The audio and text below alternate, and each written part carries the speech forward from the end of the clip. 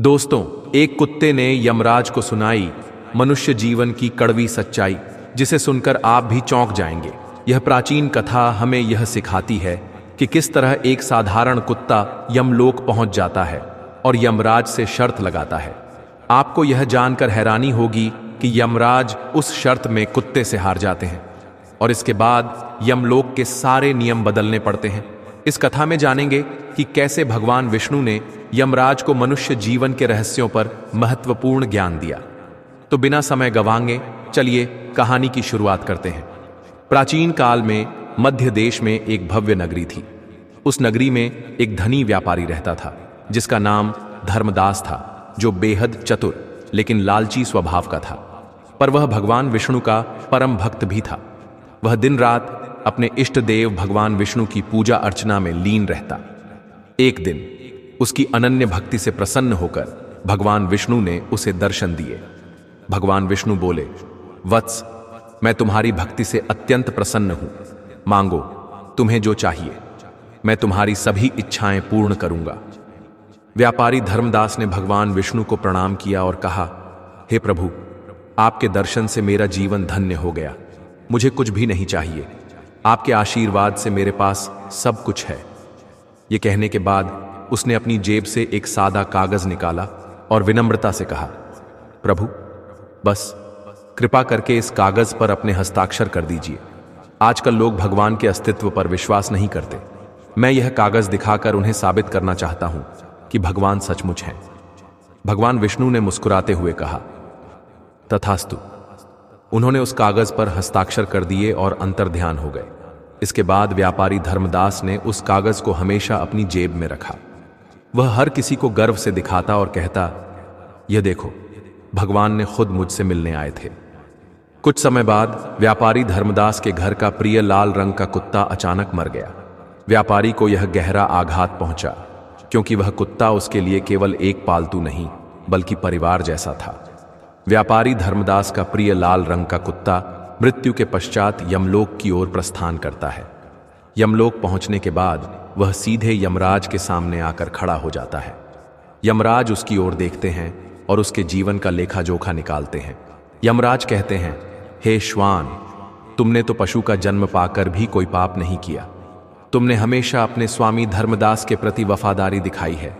न कभी किसी प्राणी को कष्ट दिया और न ही किसी के साथ अन्याय किया। तुमने अपने सभी कार्य निष्ठा और ईमानदारी से किए। तुम्हारे जीवन में कोई भी घृणित कर्म नहीं है, इसीलिए तुम्हारे सभी जन्मों के पाप नष्ट हो चुके हैं। अब बताओ, तुम किस लोक में जाना चाहते हो?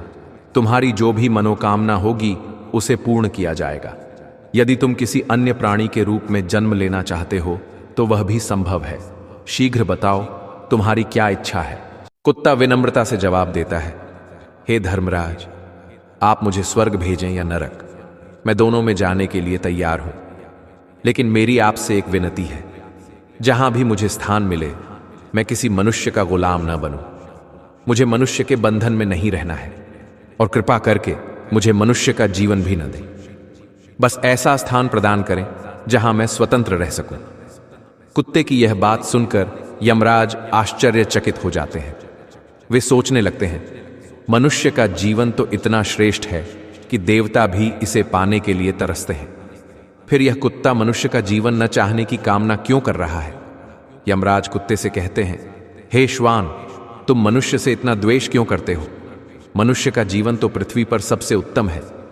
यह जीवन पाने के लिए बड़े बड़े देवता भी लालायित रहते हैं। शायद तुमने मनुष्य जीवन के लाभ और विशेषताओं को कभी समझा नहीं है।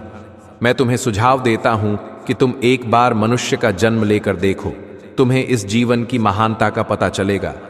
व्यापारी धर्मदास का कुत्ता यमराज की बात सुनकर शांत स्वर में उत्तर देता है, हे धर्मराज, मैं जानता हूं कि मनुष्य का जन्म अनमोल और दुर्लभ है, लेकिन मैं मनुष्य का जीवन नहीं चाहता, क्योंकि मनुष्य स्वभाव से ही बड़ा स्वार्थी, कपटी और धूर्त होता है। जब वह अपना लाभ देखता है तो सही और गलत का भेद भूल जाता है। उसकी इच्छाओं का कोई अंत नहीं होता। उसे सारा संसार का धन भी मिल जाए तो भी वह संतुष्ट नहीं होता। उसकी भूख कभी नहीं मिटती। मनुष्य बड़ा असंतोषी होता है। वह बिना किसी कारण के दुखी रहता है और दूसरों को भी दुखी करता है। मुझ जैसे बेजुबान जानवरों को अपना गुलाम बनाकर रखता है और अपने स्वार्थ के लिए उनका उपयोग करता है। इतना ही नहीं, मनुष्य तो भगवान को भी धोखा देने से पीछे नहीं हटता। यमराज यह सुनकर चौंकते हैं और कहते हैं, हे श्वान, ये तुम क्या कह रहे हो? मनुष्य भगवान को धोखा कैसे दे सकता है? मैं जानना चाहता हूं, बताओ। कुत्ता विनम्रतापूर्वक उत्तर देता है, हे धर्मराज, मनुष्य जब मंदिर जाता है तो स्वार्थी मन से भगवान की पूजा करता है। वह कहता है, हे भगवान, मेरा यह काम बना दो, मैं इतने पैसे चढ़ाऊंगा, दान करूंगा, गरीबों की मदद करूंगा। लेकिन जब उसका काम पूरा हो जाता है तो वह सब कुछ भूल जाता है। मनुष्य जीवन में आगे बढ़ने की होड़ में अपनों का ही शोषण करता है, एक दूसरे की टांग खींचने में लगा रहता है। न खुद सुख से जीता है और न दूसरों को जीने देता है। वह दूसरों को धोखा देकर अपना काम बनाता है। उसकी धूर्तता तो इतनी बढ़ जाती है कि वह भगवान को भी अपने जाल में फंसाने का प्रयास करता है। जब भगवान उसकी इच्छा पूरी कर देते हैं तो वह कहता है, भगवान के पास तो सब कुछ है, मैं उन्हें क्या दे सकता हूं।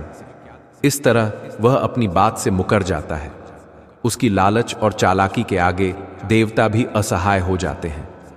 हे धर्मराज, यदि मैं मनुष्य जीवन की बुराइयों को गिनाने लगूं तो शायद यह कभी समाप्त नहीं होगी। उसकी स्वार्थपरता, छल और कपट देखकर मैं यही प्रार्थना करता हूं कि मुझे मनुष्य का जीवन कभी न मिले। यमराज कुत्ते की बात सुनकर गहरी सोच में डूब जाते हैं। यह पहली बार था जब किसी जीव ने इतनी गंभीरता से मनुष्य जीवन की खामियों को उजागर किया था। यमराज ने कुत्ते की बातों को ध्यान से सुना और सोचा कि कुत्ते का दृष्टिकोण कितना गहन और सत्य है। कुत्ते की बात सुनकर यमराज गंभीर स्वर में बोले, हे श्वान, तुम्हारी बात में कुछ सत्य है।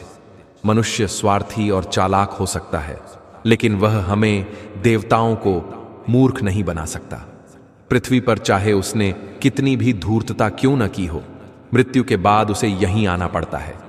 यहां पर आने वाले सभी मनुष्य अपने पापों के लिए मुझसे क्षमा मांगते हैं और नरक जाने के भय से थर थर कांपते हैं। वे हमारे नियमों के अधीन रहकर दंड भुगतते हैं। मनुष्य की चालाकी यहां आकर काम नहीं करती। यह सुनकर व्यापारी धर्मदास का कुत्ता मुस्कुराते हुए बोला, हे धर्मराज, यह सत्य है कि आपके पास आने वाले सभी मनुष्य मरे हुए होते हैं। वे आपके सामने अपने कृत्य स्वीकारते हैं और दंड मांगते हैं। लेकिन यदि आप किसी जीवित मनुष्य को यमलोक लेकर आएंगे, तब आपको पता चलेगा कि जीवित मनुष्य कितना खतरनाक और चालाक होता है। कुत्ते की बात सुनकर यमराज आश्चर्यचकित हो गए और उनके मन में क्रोध भी उमड़ पड़ा। उन्होंने सोचा, यह तुच्छ कुत्ता हमारे सामने आकर हमारा ही अपमान कर रहा है। इसे साबित करना होगा कि इंसान हमारे सामने कुछ भी नहीं है। यमराज ने अपने दूतों को बुलाया और आदेश दिया, हे दूतों, तुरंत पृथ्वी लोक पर जाओ और इस कुत्ते के मालिक व्यापारी धर्मदास को जीवित अवस्था में यमलोक लेकर आओ। हम भी देखना चाहते हैं कि यह जीवित मनुष्य क्या चालाकी करता है। यदि यह कुत्ता गलत साबित हुआ तो इसे अनेक वर्षों तक नरक में दंड भोगना पड़ेगा। कुत्ते को अपने स्वामी धर्मदास पर पूरा विश्वास था। वह जानता था कि जीवित मनुष्य यमलोक में खलबली मचा देगा। यमदूत तुरंत धरती लोक पर पहुंचे और व्यापारी धर्मदास को चारपाई समेत उठा लिया। वे उसे यमलोक ले जाने लगे, लेकिन रास्ते में धर्मदास की नींद खुल गई। उसने खुद को दो भयंकर, अत्यधिक बलशाली, सींग वाले यमदूतों के बीच चारपाई पर लदे हुए पाया।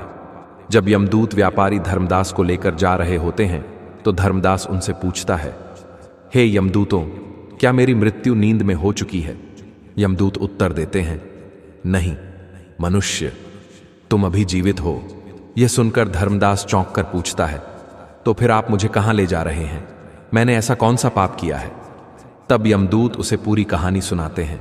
वे कहते हैं, तुम्हारे कुत्ते ने यमराज से कहा है कि जीवित मनुष्य बहुत चालाक और धूर्त होता है। इसी बात का परीक्षण करने के लिए यमराज ने तुम्हें जीवित ही यमलोक लाने का आदेश दिया है। धर्मदास को सब समझ में आ जाता है। वह कुछ देर तक सोचता है और फिर अपनी जेब से वह कागज निकालता है जिस पर भगवान विष्णु के हस्ताक्षर होते हैं। वह उस कागज पर कुछ लिखता है और उसे वापस अपनी जेब में रख लेता है। यमदूत उसे लेकर यमलोक पहुंचते हैं और यमराज के दरबार में उपस्थित करते हैं। धर्मदास को देखकर यमराज मुस्कुराते हुए कहते हैं, तो तुम हो वह जीवित मनुष्य जिसके लिए हमें यह सब करना पड़ा। अब बताओ, तुम हमारे सामने क्या चालाकी दिखाओगे? धर्मदास विनम्रता से झुककर यमराज के सामने खड़ा होता है और अपनी जेब से वह कागज निकालकर यमराज को देता है। यमराज कागज खोलकर पढ़ते ही चौंक जाते हैं। उनके चेहरे पर गंभीरता छा जाती है। तुरंत ही वे अपने सिंहासन से उठ खड़े होते हैं और व्यापारी धर्मदास से कहते हैं, हे धर्मदास, तुम अब यमलोक के राजा हो, कृपया इस सिंहासन पर विराजमान हो जाओ। यह देखकर यमलोक के सभी दूत हैरान रह जाते हैं। वे सोचने लगते हैं, यह क्या हो रहा है? यमराज स्वयं एक मनुष्य को अपना सिंहासन सौंप रहे हैं। यह मनुष्य अवश्य ही कोई अत्यंत पहुंचा हुआ प्राणी है। यमराज धर्मदास को सिंहासन पर बैठाने के बाद खुद उसके सामने खड़े हो गए। धर्मदास ने यमलोक के राजा का अधिकार प्राप्त करते ही यमलोक के सभी नियम बदलने का आदेश दिया। उसने सबसे पहले यमराज को यमलोक के द्वार का पहरेदार बना दिया और कहा, अब से तुम्हारा काम केवल द्वार पर निगरानी करना है। मैं यहाँ के सभी निर्णय करूंगा। सिंहासन पर बैठते ही धर्मदास ने सोचा, एक दिन तो मुझे भी मरना है और यहाँ आना पड़ेगा। मेरे पाप कर्मों की वजह से मुझे नरक भोगना पड़ेगा। क्यों ना नरक का अस्तित्व ही समाप्त कर दिया जाए? यह सोचकर धर्मदास ने घोषणा की, आज से नरक का द्वार हमेशा के लिए बंद कर दिया जाएगा। जो भी प्राणी यमलोक में आएगा उसे केवल स्वर्ग में ही भेजा जाएगा। नरक की कोई आवश्यकता नहीं है। उसके इस आदेश से यमलोक के सारे दूत और कर्मचारी हैरान रह गए, लेकिन राजा का आदेश था, इसलिए वे चुपचाप पालन करने लगे। धर्मदास ने यह भी आदेश दिया कि नरक में जो भी प्राणी दुख भोग रहे हैं उन्हें तुरंत स्वर्ग में स्थानांतरित किया जाए। कुछ ही दिनों में स्वर्गलोक में खलबली मच गई। स्वर्ग में जीवों की भीड़ इतनी बढ़ गई कि वहां के देवता, अप्सराएं और सेवक परेशान हो गए। वे सोचने लगे, इतने सारे प्राणियों की सेवा करना असंभव है। स्वर्गलोक का संतुलन पूरी तरह से बिगड़ गया है। इधर कुत्ता यह सब देखकर सोच रहा था, यमराज को एक जीवित मनुष्य को यमलोक में बुलाना कितना महंगा पड़ गया। धर्मदास ने यमलोक का पूरा तंत्र ही बदल दिया है। कुछ समय बाद कुत्ता धर्मदास के पास गया और बोला, धर्मदास जी, आपने यह सब कैसे कर लिया? अब तो आप यमलोक के राजा बन गए हैं। मैं तो अब हमेशा आपका सेवक बनकर रहूंगा। कृपया मुझे बताइए कि आपने यह सब कैसे किया। धर्मदास मुस्कुराया और धीरे से कुत्ते के कान में कहा, जब मुझे पता चला कि यमदूत मुझे जीवित ही यमलोक ले जा रहे हैं, तो मैंने भगवान विष्णु के हस्ताक्षर किए हुए कागज पर यह लिख दिया कि जिस जीवित मनुष्य को यमराज यमलोक बुला रहे हैं उसे यमलोक का राजा बना दिया जाए।